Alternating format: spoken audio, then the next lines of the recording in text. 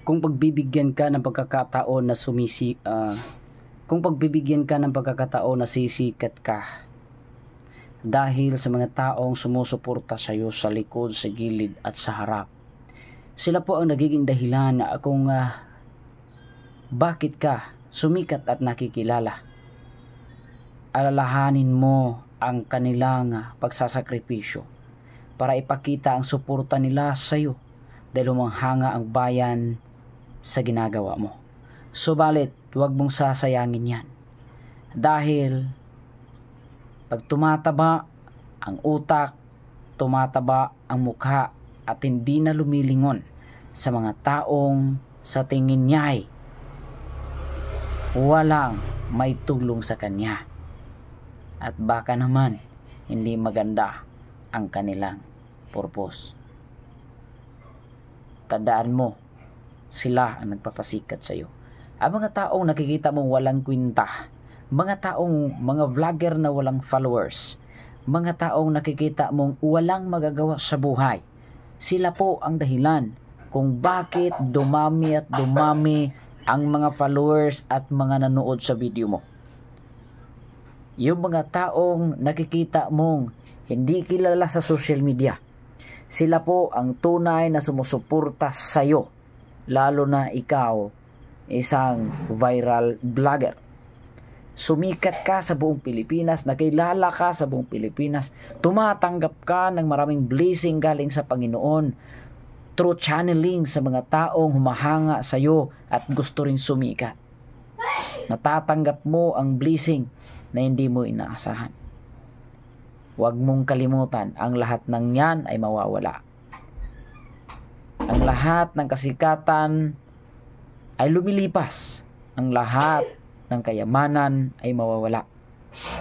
Ang tanging manunumbalik sa utak at puso at isipan ng tao, ang karakter na ipinakita mo sa taong bayan sa mga panahon na walang-wala ka pa at sa mga panahon na mayroon ka na, hanggang sa mga panahon na sobra-sobra na ang mga panalangin, mga blessing na natanggap mo.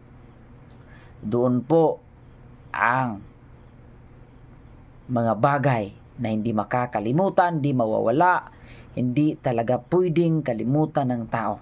Kung ano ang kanilang nakikitang kabaitan at kagandahan ng loob, kahit sa kahirapan, sa kabisi o stressful na mga panahon. Kung ikaw po ay patuloy na ngumingiti at magbibigay ng magandang ugali, magpapakita ng magandang ugali sa kapwa, kahit po nahihirapan ka, yan po ang tunay na mananatili hanggang sa walang hanggang buhay.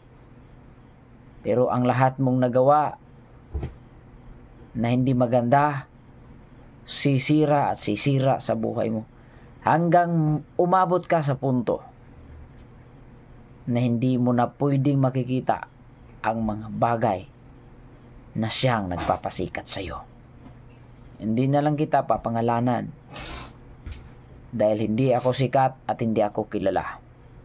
Masakit lang po tingnan na mga taong nasa paligid mo, sila po ang nagpapasikat sa iyo.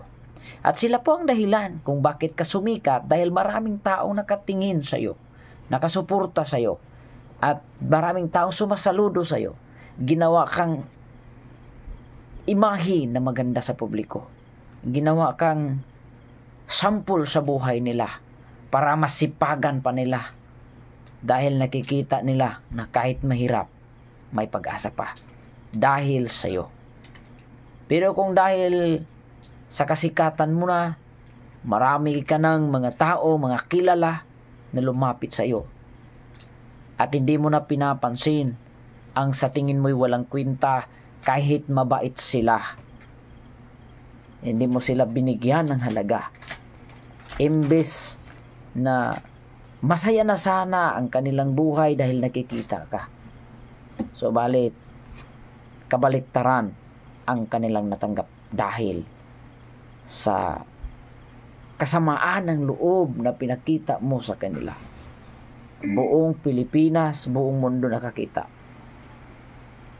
Darating ang araw, mapag-isipan mo na mali ang karakter na ipinakita mo.